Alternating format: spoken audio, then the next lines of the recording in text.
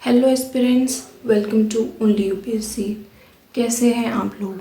I hope आप लोगों की सिविल सर्विसेज या किसी भी स्टेट पीसीएस या फिर किसी भी कॉम्पिटिटिव एग्जामिनेशन की जो प्रिपरेशन है जीएस के रिगार्डिंग, स्पेशली ज्योग्राफी के रिगार्डिंग, वो अभी फ्लो में चल रही होगी और आपको काफ़ी मदद मिल रही होगी इन क्लासेस से। तो आपको जो लोग इस वीडियो को पहली बार देख रहे हैं या जो लोग क्लासेस कंटिन्यू देख रहे हैं, उनको फिर से एक बार ये थोड़ा सा जो है क्लास की स्टार्टिंग में थोड़ा मोटिवेट करना ज़रूरी रहता है, ताकि आने वाली क्लास में जो भी टॉपिक्स पढ़ाया जाए या जो भी डिस्कशन किया जाए उसमें उनका जो भी है मोरल हाई रहे, वो अच्छे से अपनी तैयारी को कंटिन्यू करें और एक डिसिप्लिन अप्रोच के साथ अपनी तैयारी को आगे बढ़ाते रहें। तो यही बात है कि जैसे जैसे दिन बढ़ रहे हैं आगे, वैसे वैसे आप लोगों की तैयारी भी आगे बढ़ती रहनी चाहिए बिना किसी रोक या टोक के। तो आज का जो हमारा टॉपिक रहेगा उसको हम आगे बढ़ाएंगे, लेकिन उससे पहले पिछली वीडियो में जो हमने क्वेश्चन आप लोगों के लिए छोड़ा था उसको डिस्कस करेंगे। तो क्वेश्चन ये था कि अगर कोई अर्थ है और हमने क्वेश्चन ये दिया था कि लॉन्गिट्यूडनल जो लाइन है वो हमें समय का अनुमान कराती हैं, हम उनसे समय का अनुमान लगा सकते हैं। तो क्वेश्चन ये था कि अगर ये 0 डिग्री लैटिट्यूड है ये, और यहाँ पे कहीं पे अगर 15 डिग्री लैटिट्यूड है या फिर 30 डिग्री लैटिट्यूड है ईस्ट या फिर वेस्ट, तो वहाँ पे क्या टाइम हो रहा होगा अगर 0 डिग्री लैटिट्यूड पे 12 बज रहे हैं, दोपहर के 12 बज रहे हैं। तो ये क्वेश्चन हमने पिछली वीडियो में छोड़ा था आप लोगों के लिए। खुशी हुई कि कुछ लोग इसका आंसर दे रहे हैं, कुछ लोग बिल्कुल आंसर नहीं दे रहे हैं, या तो उन्हें कॉन्सेप्ट नहीं समझ में आया है तो वो डाउट भी नहीं पूछ रहे हैं। अगर कॉन्सेप्ट समझ में नहीं आया है, कॉन्सेप्ट को समझने में प्रॉब्लम है, तो प्लीज़ आप डाउट पूछिए। अगर कॉन्सेप्ट समझ में आ गया है तो प्लीज़ क्वेश्चन का आंसर ज़रूर दीजिए, तो उससे समझ में आएगा कि आप लोगों को कॉन्सेप्ट क्लियर हो रहा है, आप लोगों को कुछ भी समझने में प्रॉब्लम नहीं हो रही है। कुछ लोग इस बार इस वजह से भी नहीं आंसर दे रहे होंगे कि काफ़ी बेसिक्स है तो इग्नोर कर देते हैं। नहीं, आप ऐसे ही छोटे छोटे जब तक स्टेप्स नहीं लेंगे आपकी प्रिपरेशन आगे बढ़ने में थोड़ी मुश्किल रहेगी। तो प्लीज़ इन छोटे छोटे स्टेप्स को इग्नोर मत कीजिए, ये सारी जो है आपकी प्रिपरेशन में काफ़ी मददगार रहती हैं। तो ये जो क्वेश्चन हमने दिया था इसका आंसर आज हम समझेंगे। देखिए, हमने पिछली वीडियो में ये समझा था कि अगर कोई इंसान 15 डिग्री चल रहा है मतलब कि 1 घंटा, इसका मतलब है 1 घंटा, 15 डिग्री मतलब 1 घंटा, 1 डिग्री मतलब 4 मिनट। ठीक है, हमारा क्वेश्चन क्या था? 15 डिग्री ईस्ट। पहले इसको सॉल्व करते हैं। तो हमने एक बात देखी थी कि इधर ईस्ट है, इधर वेस्ट है। जो सनराइज होता है, सूर्योदय होता है, वो होता है ईस्ट की तरफ, मतलब पूर्व की तरफ। अगर पूर्व की तरफ सूर्योदय होता है और जो पृथ्वी के घूमने की दिशा है, मतलब अपने अक्ष पे, अपनी एक्सिस पे घूमने की जो दिशा है उसकी, वो पश्चिम से पूर्व की तरफ ऐसे जाती है। इन्हीं 2 कारणों की वजह से जो है हमारा, अगर हम पृथ्वी पे पूर्व की तरफ बढ़ते हैं तो समय हमें आगे बढ़ता हुआ मिलता है। अगर हम पृथ्वी पे पश्चिम की तरफ बढ़ते हैं तो हमें समय पीछे चलता हुआ मिलता है। तो अगर हम 15 डिग्री ईस्ट जाने की बात करें, जबकि 0 डिग्री लैटिट्यूड पे दोपहर के 12 बज रहे हैं, तो हमें ये पता लगाना था कि उसी समय, उसी पल में या उसी मोमेंट पे इस लैटिट्यूड पे क्या समय रह रहा होगा। तो हमने जब अगर हम ये देखें कि 0 डिग्री लैटिट्यूड पे दोपहर के 12 बज रहे हैं, अगर 15 डिग्री का मतलब 1 घंटा होता है, तो 15 डिग्री ईस्ट जा रहे हैं, ईस्ट जा रहे हैं, इसको ध्यान रखिए, ईस्ट जा रहे हैं मतलब कि उतना समय आगे होगा, उतना समय आगे होगा। कितना समय आगे होगा? 15 डिग्री आगे जा रहे हैं तो कितना समय आगे होगा? 1 घंटा आगे होगा। तो अगर 1 घंटा आगे होगा और 0 डिग्री लैटिट्यूड पे 12 बज रहे हैं और 1 घंटा मतलब कि दोपहर के 1 बज रहे हैं, तो इसका जो जवाब होगा वो होगा 1 PM। ठीक है, कितने लोगों का ये आंसर आया है प्लीज़ वो कमेंट सेक्शन में यस लिखे जिन लोगों का ये आंसर आया है। फिर अगर हम बात करें 15 डिग्री वेस्ट की,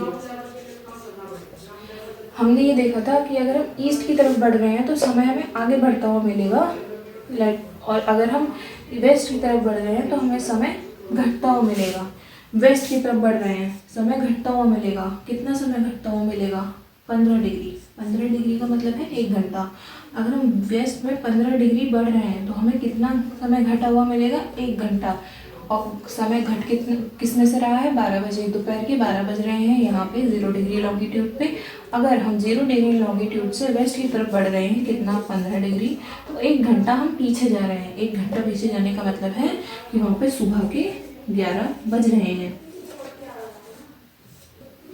ये है 15 डिग्री वेस्ट पे होगा टाइम 11, सुबह के 11 जब बज रहे होंगे। ग्रीनविच पे दोपहर के 12। ठीक है, अब हमने एक और दिया था कि 30 डिग्री ईस्ट।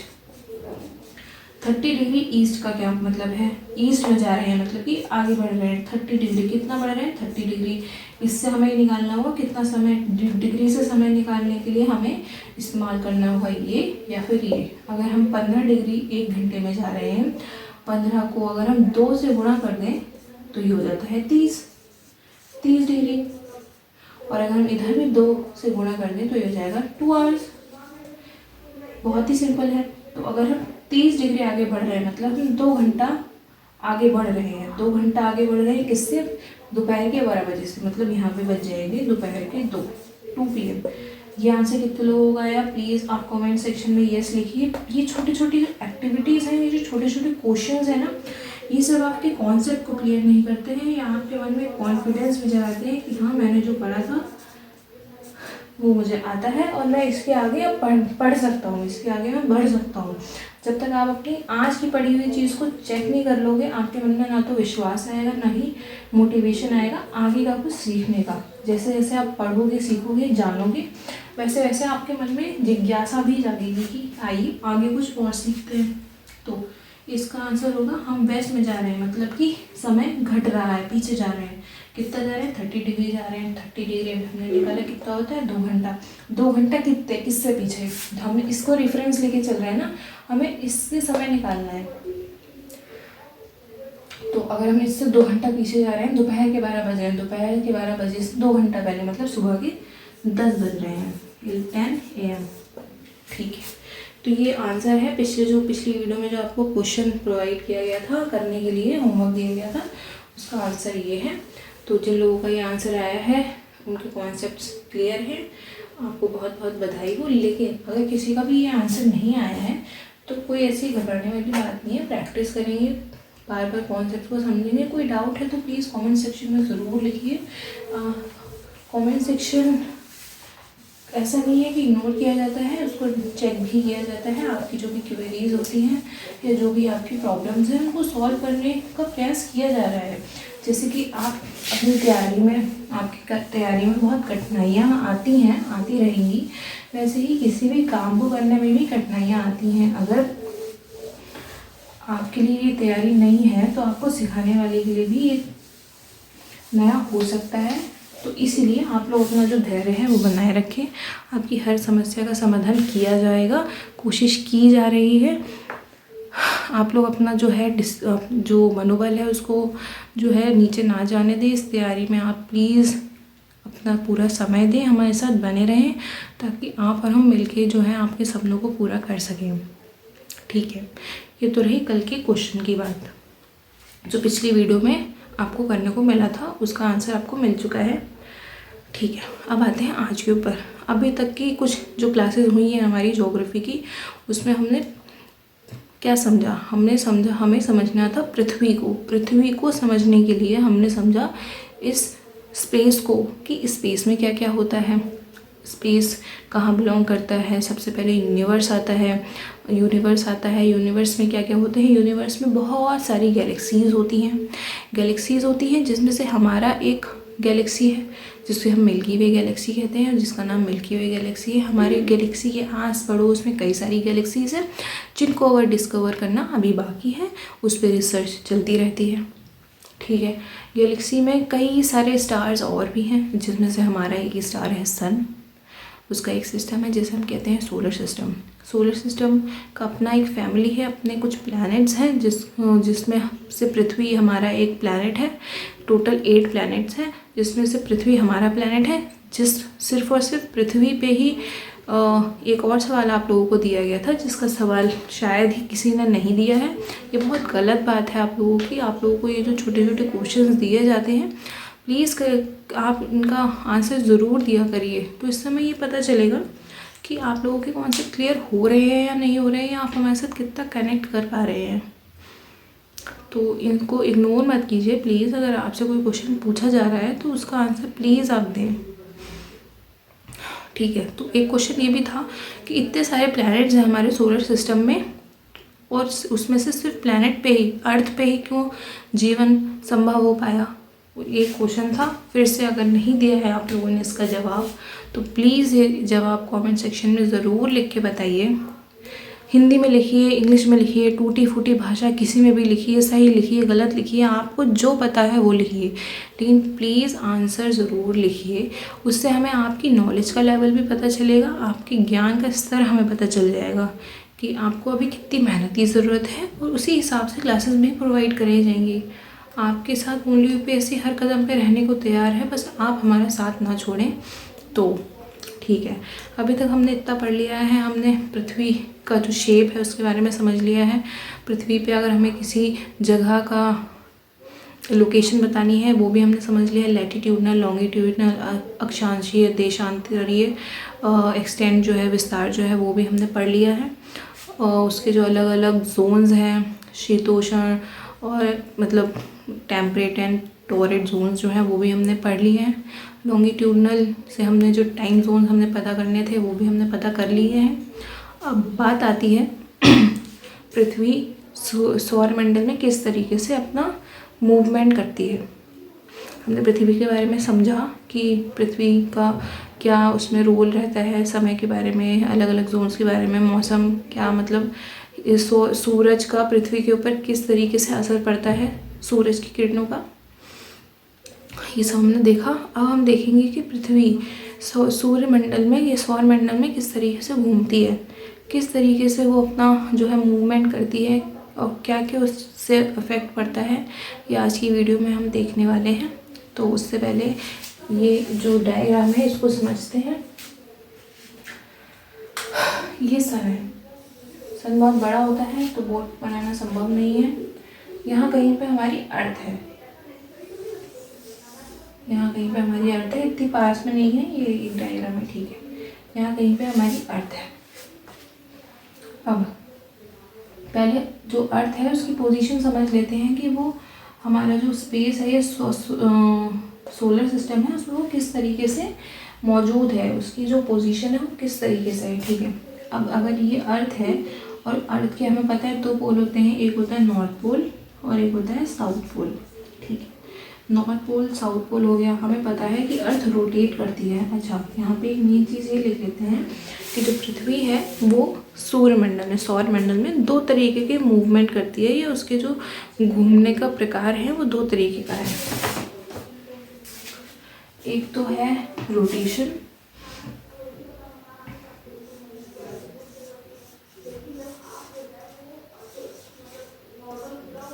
और एक है रिवोल्यूशन।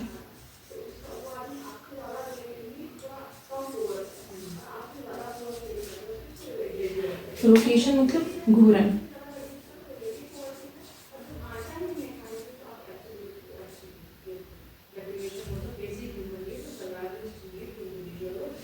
और इसका मतलब है परिक्रमण।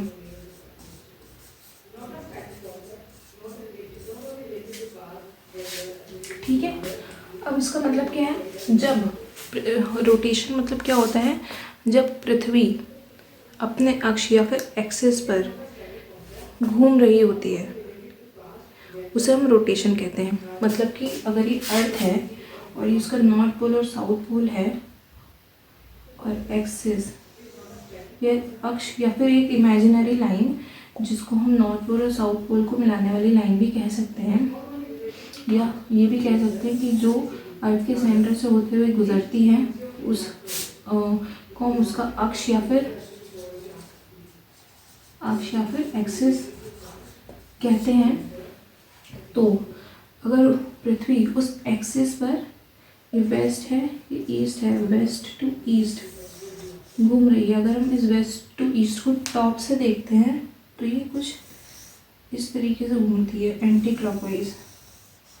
घड़ी इस तरीके से चलती है, 12, 1, 2 इस तरीके से चलती है, तो ये घड़ी की उल्टी दिशा में चल रही है, तो इसे हम एंटी क्लॉकवाइज मूवमेंट भी कहते हैं।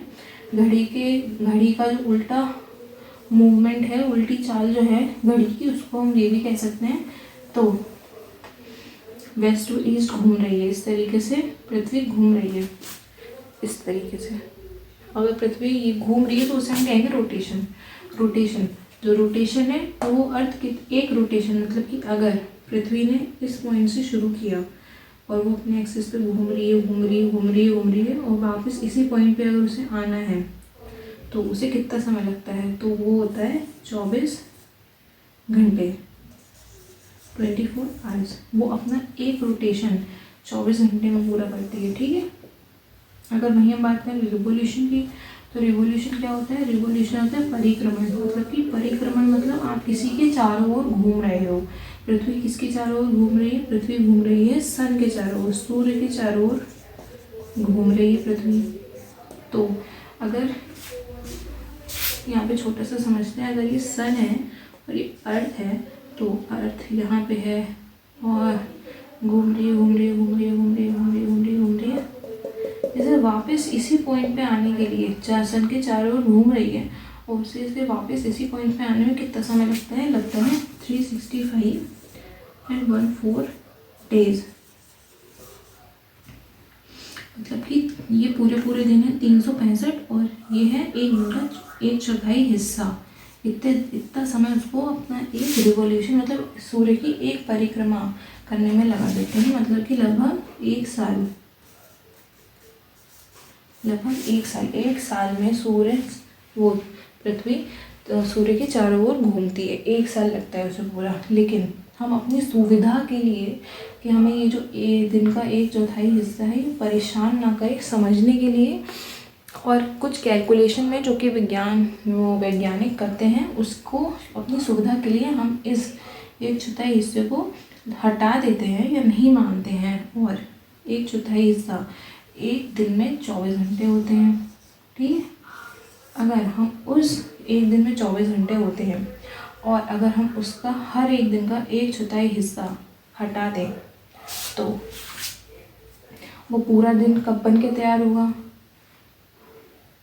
अगर हम इसे डिवाइड करें आएगा 6, मतलब कि लगभग 6 घंटे हम हर साल से कम कर देते हैं। और अगर हम वो 6 घंटे जोड़ते रहें तो 4 साल बाद हमें पूरा एक दिन मिलता है और वो पूरा एक दिन हर चौथे साल में हम जोड़ देते हैं, जिसे हम लीप ईयर कहते हैं, जिसमें होते हैं 366 दिन, 366 डेज होते हैं, जो कि 29 फरवरी होता है।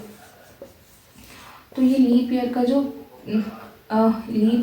जो एक एक्स्ट्रा दिन है वो कहाँ से आता है? वो इस तरीके से आता है कि फिर से समझ लीजिए, पृथ्वी को सूर्य के चारों ओर परिक्रमा करने में 365 दिन और एक दिन का 1/4 हिस्सा लगता है। हम अपनी सुविधा के लिए कि हमें ये जो 1/4 हिस्सा है वो हमें परेशान ना करे समझने में कॉन्सेप्ट्स को, और उस कैलकुलेशंस में ये हमें परेशान ना करे, हम इसको नहीं जोड़ते हैं हर साल। लेकिन अगर हम इसको जोड़ते रहें तो हमें 4 साल बाद, मतलब अगर 6 घंटे हम हर साल से निकाल रहे हैं तो 6 × 4 24, 6 4 24, तो हमें 4 साल बाद एक पूरा दिन मिलता है। एक पूरा दिन है तो हम उसे यहाँ पे 4 साल बाद जोड़ देते हैं। 365 + 1 = 366। इसीलिए लीप ईयर हर 4 साल बाद आता है। और दूसरी बात यह है कि वो उसको हम फरवरी के लास्ट में जोड़ देते हैं। क्यों जोड़ देते हैं फरवरी के लास्ट में, ऐसा क्यों होता है, क्या होता है, ये हम एडवांस क्लासेस में जानेंगे। अभी ये जो बेसिक चीज़ें हैं ये हमने इसका अभी हम देख रहे हैं, ठीक है। ये तो हो गया रिवॉल्यूशन की बात कि वो इतने दिन में पूरा करता है, ठीक है। हमने 2 प्रकार के उसके मूवमेंट जान लिए, उनकी समय सीमा जान ली कि वो कितने समय में पृथ्वी इन मूवमेंट्स को या रोटेशन को, रिवॉल्यूशन को पूरा कर लेती है, ठीक। अब हम एक चीज़ जान लेते हैं पृथ्वी के बारे में, जो कि पृथ्वी की एक अनोखी विशेषता है। वो क्या है अभी देखते हैं।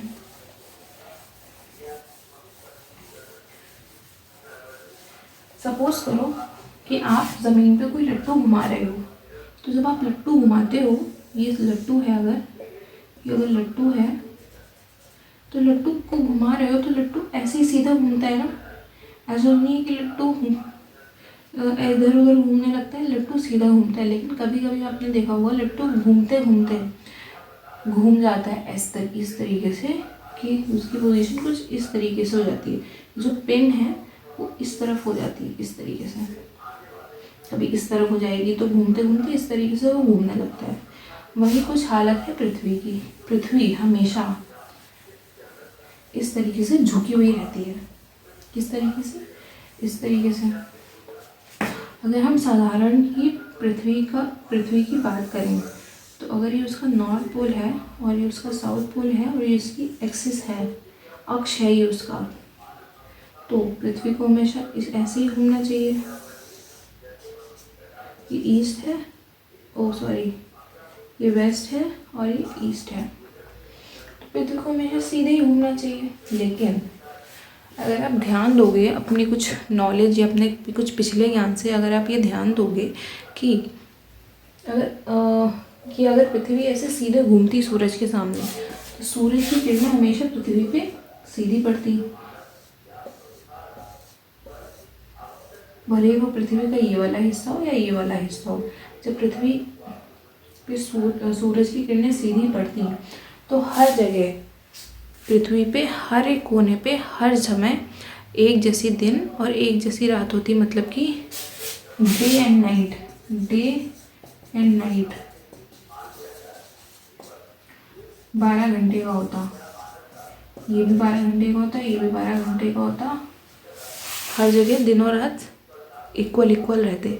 लेकिन आप और हम ये अपने एक्सपीरियंस या अपने ज्ञान से जानते हैं कि ऐसा नहीं होता है पृथ्वी पर सेम समय पर दिन और रात इक्वल नहीं होते हैं। हमने पढ़ा भी है, हम जानते भी हैं कि पृथ्वी पर ऐसे कई सारी जगह हैं जहाँ पे अलग अलग समय पर दिन की और रात की समय सीमा अलग अलग रहती है। कुछ जगहों पर लगातार दिन रहता है, कुछ जगहों पर लगातार रात रहती है, उनकी समय सीमा भी अलग अलग रहती है। तो ऐसा क्यों होता है? ऐसा इसलिए होता है क्योंकि जो पृथ्वी है ना, ये इस तरीके से है ही नहीं। अगर इस तरीके से होती तो वो दिन और रात एक ही समय सीमा के होते हैं, लेकिन पृथ्वी इस तरीके की है ही नहीं। यही वजह है कि दिन और रात इक्वल नहीं है। तो पृथ्वी किस तरीके की है? पृथ्वी थोड़ी सी अपने अक्ष पे झुकी हुई है। कैसे? वो इस तरीके से। अगर ये पृथ्वी है, पृथ्वी तो गोल ही रहेगी, लेकिन अगर वो सन के चारों ओर इस ऑर्बिट में घूम रही है, मतलब इस तरीके से घूमती है, बनाना थोड़ा मुश्किल है लेकिन फिर भी कोशिश करते हैं। और ये अर्थ का कहीं सेंटर है, चलो ये सेंटर मान लेते हैं। तो ये नॉर्थ पोल है, ये साउथ पोल है, ठीक है। तो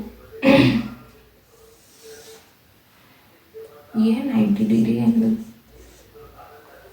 सॉरी, ये नॉर्थ पोल और साउथ पोल नहीं है, हाँ ये 90 डिग्री एंगल है। तो जो पृथ्वी है वो ये जो 90 डिग्री है, ये जो लाइन है ये क्या है? ये इसका ऑर्बिटल प्लेन की एक्सिस है, मतलब कि ये इसकी सीध में आ रहा है। तो पृथ्वी क्या है? पृथ्वी इससे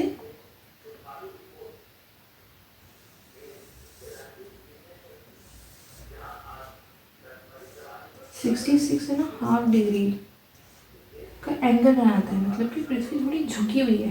तो यहाँ पे अगर हम बात करें वर्टिकल प्लेन से क्या एंगल मिलता है, तो वो होता है 23.5 डिग्री का। मतलब कि ये नॉर्थ पोल है, ये साउथ पोल है।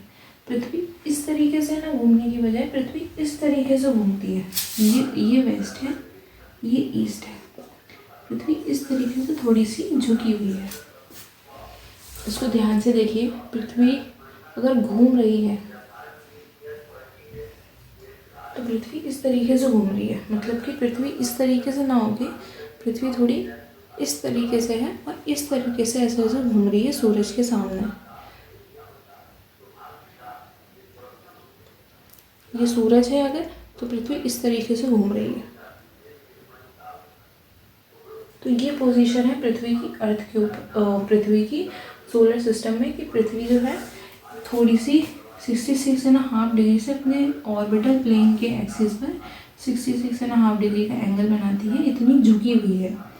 यही कारण है वो कि दिन और रात एक समान नहीं होते हैं। उसको हम समझेंगे अभी कि ऐसा क्यों होता है, तो कैसे क्या क्या रोटेशन रहता है, कैसा क्या होता है, ये भी हम देखेंगे।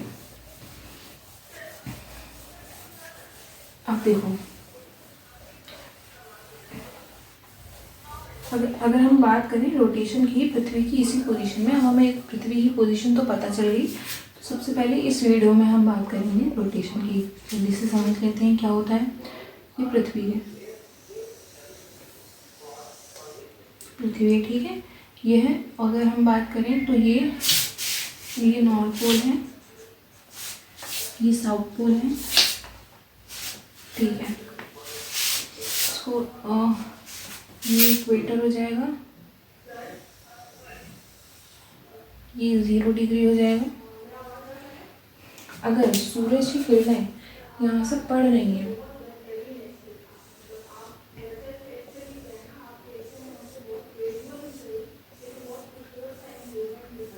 तो सूरज की किरणें इतने हिस्से में पड़ रही हैं, सूरज की किरणें पृथ्वी के इतने हिस्से पे पड़ रही हैं। अब देखो, सूरज की किरणें पृथ्वी के इतने हिस्से पे पड़ रही हैं। अगर पृथ्वी सीधी घूम रही होती, झुकी ना होती, तो ये इक्वेटर है, ये नॉर्थ पोल है, ये साउथ पोल है, सूरज की किरणें ऐसे ऐसे पड़ रही होती और इतने हिस्से पे पड़ रही होती, क्योंकि पृथ्वी का एक हिस्सा सूरज की तरफ रहेगा, एक हिस्सा जो है सूरज से दूर मतलब विपरीत रहेगा। तो सूरज की किरणें यहाँ होंगी, यहाँ पे दिन रहेगा, यहाँ पे रहेगी रात।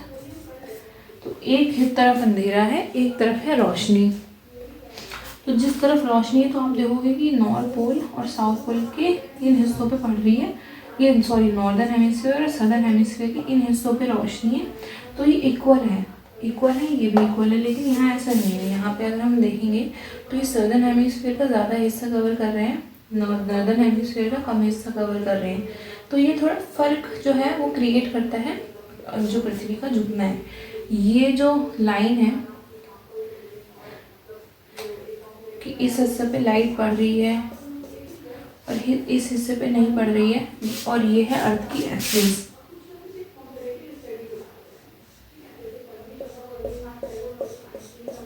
ये है अर्थ की एक्सिस, ठीक है। तो ये जो लाइन है ना कि इस तरफ लाइन पड़ रही, वो रोशनी लाइट है और इस तरफ अंधेरा है, इसे हम कहते हैं सर्कल ऑफ इल्यूमिनेशन।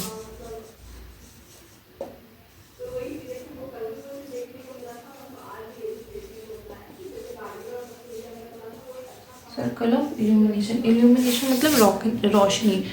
सर्कल या लाइन ऑफ इल्यूमिनेशन मतलब कि अगर ये इस लाइन की मतलब ये लाइन है जो कि पृथ्वी को एक इल्यूमिनेटिंग और नॉन इल्यूमिनेटिंग अर्थ में डिवाइड कर रही है। मतलब कि एक रोशनी भरी अर्थ और एक अंधेरे भरी अर्थ में डिवाइड करता है क्या, ये लाइन या फिर सर्कल ऑफ इल्यूमिनेशन। ये तो एक कॉन्सेप्ट हो गया, ठीक है। अब इस जो पृथ्वी ये जो मोशन कर रही है रोटेशन का, इससे फ़ायदा क्या है। मतलब अगर हम पढ़ें कि अर्थ रोटेट हो रही है या अर्थ का ये मोशन है, तो इसका सिग्निफिकेंस क्या है, इसकी महत्वता क्या है, क्यों हम इसे जान रहे हैं, क्यों हम इसे पढ़ रहे हैं। तो इसका है डे एंड नाइट से, कि अगर पृथ्वी रोटेट नहीं करेगी, घूर्णन नहीं करेगी, एक ही स्थिति में रहेगी और ऐसे नहीं घूमेगी, तो हर पृथ्वी का हमेशा एक ही हिस्सा सूरज के सामने रहेगा और एक हिस्सा हमेशा सूरज से विपरीत रहेगा।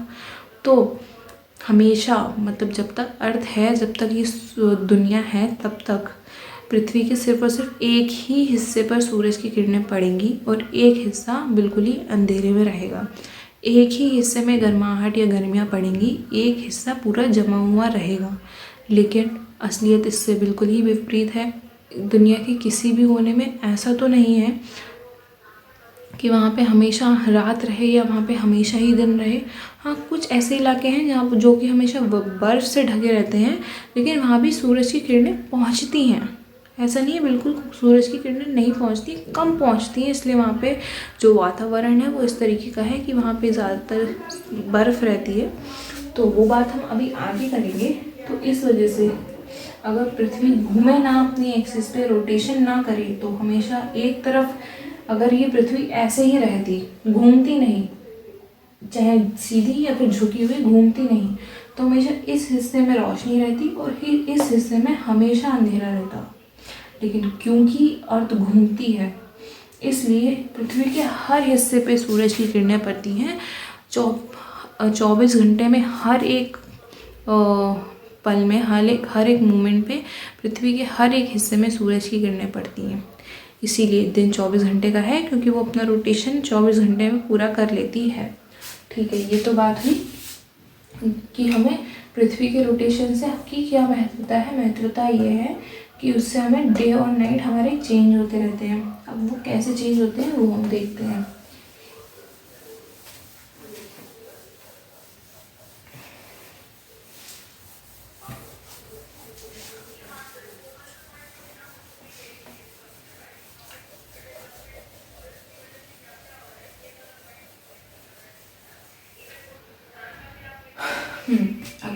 अगर ये सूर्य है और ये है पृथ्वी, ठीक है, और ये है नॉर्थ पोल, ये है साउथ पोल, ये है इक्वेटर, और अगर सूरज की किरणें ऐसे से पड़ रही हैं, तो चलो हम यहाँ पे मान लेते हैं कि सर्कल ऑफ इल्यूमिनेशन है, जो कि हमने अभी पढ़ा था। इसको अगर इस हिस्से को हम मान लें जिस पे लाइन बनी है ए, और जिस पे लाइन नहीं बनी है उसको हम मान लें बी, ठीक है।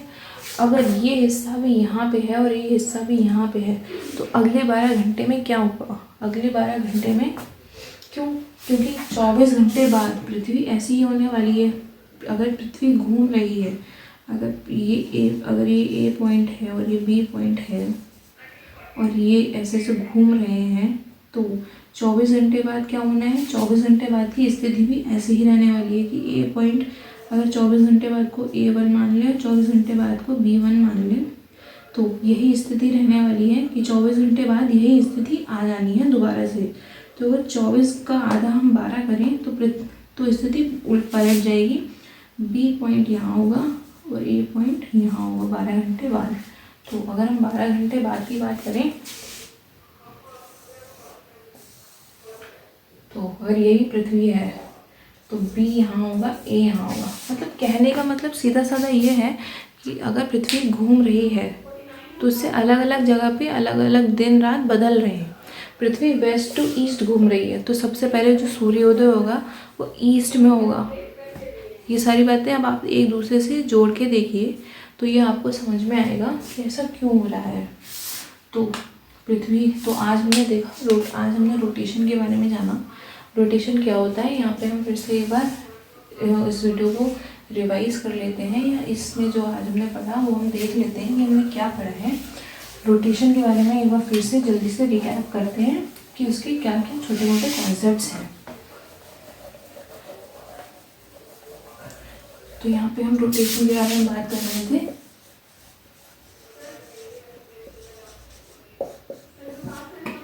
तो पृथ्वी जो है अपनी सबसे पहले तो एक्सिस पे कितना झुकी हुई है, इंक्लिनेशन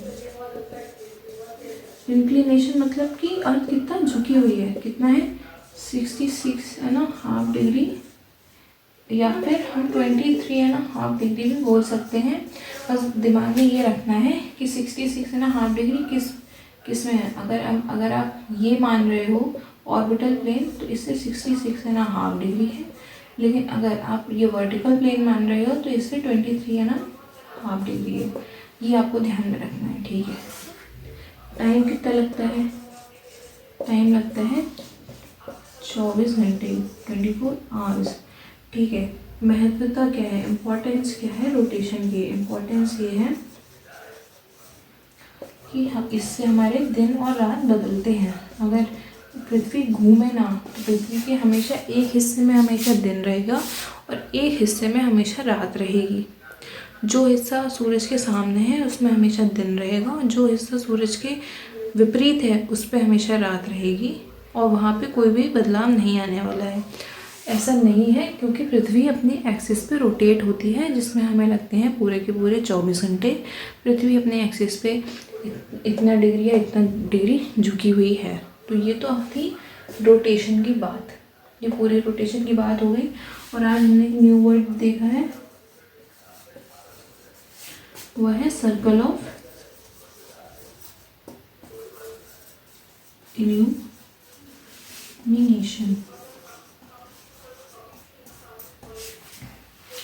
सर्कल ऑफ इल्यूमिनेशन क्या है कि अगर पृथ्वी है, पृथ्वी का वो हिस्सा, या ये सर्कल ऑफ इल्यूमिनेशन एक इमेजिनरी लाइन है जो कि पृथ्वी के रोशनी वाले और अंधेरे वाले हिस्से को डिवाइड करती है, ठीक है। तो ये हो गया रोटेशन के ऊपर। नेक्स्ट वीडियो में हम बात करेंगे रिवॉल्यूशन के ऊपर। रिवॉल्यूशन बहुत ही ज़्यादा इम्पॉर्टेंट टॉपिक होने वाला है। आशा है कि आपको ये जो कॉन्सेप्ट है वो समझ में आया होगा। किसी भी प्रकार की कोई भी दिक्कत है तो प्लीज़ आप कमेंट सेक्शन में लिख के ज़रूर बताइए। प्लीज़ वीडियो को लाइक करना भूलिएगा मत, और अभी तक अगर आपने इस चैनल को सब्सक्राइब नहीं किया है तो प्लीज़ इस चैनल को सब्सक्राइब ज़रूर करिए और बेल आइकन को प्रेस भी ज़रूर करिए, क्योंकि ओनली यूपीएससी ने अपना जो है आरंभ बैच शुरू कर दिया है, जिसके तहत आपको फ्री ऑफ कॉस्ट जो है वीडियोस प्रोवाइड कराई जा रही हैं। अभी आपकी ज्योग्राफी की क्लासेस शुरू हो चुकी हैं, कई क्लासेस हो चुकी हैं। आने वाले समय में ये जो रिकॉर्डेड क्लास हैं ये लाइव भी लाई जाएंगी। जैसे जैसे हमें आपकी रिक्वायरमेंट्स और जैसे जैसे आप लोग हमसे रेगुलरली जुड़े रहेंगे, हम आपके लिए लाइव क्लासेस भी लेके आएंगे। और तीसरी चीज़ ये है कि और सब्जेक्ट्स की क्लास भी जल्दी ही शुरू होने वाली है, तो प्लीज़ आप लोग हमारे साथ बने रहें। Please like subscribe to this channel and please like this video. और अपने उन फ्रेंड्स के साथ भी इन वीडियो को शेयर ज़रूर करिए जो कि आपके साथ तैयारी कर रहे हैं, क्योंकि तैयारी कर रहे हैं तो साथ में तैयारी करने में मज़ा आएगा। ऐसे अकेले थकेले बैठकर पढ़ने में मज़ा नहीं आता है। तो प्लीज़ ये वीडियो आप अपने फ्रेंड्स के साथ भी शेयर ज़रूर करिए। मिलते हैं नेक्स्ट वीडियो में, टॉपिक रहेगा रिवॉल्यूशन। आज की वीडियो में अगर कोई कॉन्सेप्ट या कोई डाउट है तो प्लीज़ कमेंट सेक्शन में कमेंट करके ज़रूर बताइएगा। आज की वीडियो में इतना ही। जय हिंद।